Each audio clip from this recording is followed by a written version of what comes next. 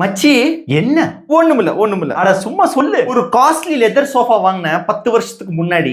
எவ்வளோ காஸ்ட்லி? 3.5 லட்சம் ரூபா. லெதரு தேஞ்சு போச்சு. அதை மாத்தணும்னா இன்னைக்கு காலத்துக்கு சோஃபா ரேட்டுக்கு அது வருது. கரெக்டா? கரெக்ட். சோஃபா நல்லா இருக்கு. ஒரு சில இடத்துல மட்டும் தான் கிழிஞ்சிருக்கு. ஆனா அது என்ன பண்றது? சின்ன வயசுல ரீஃபில் பென்ல இங்க் தீந்துருச்சுன்னா பெண்ணை மாத்த மாட்டோம். அவன் ரீஃபில் மட்டும் வாங்கி போடுவான். 10 ரூபா பெனுக்கு 2 ரூபா ரீஃபில். அதேதான் லெதர் தேய்மானம் ஆச்சுன்னா தேய்மானமான இடத்தை மட்டும் ரீஸ்டோர் பண்ணிக்கலாம். அப்படியா?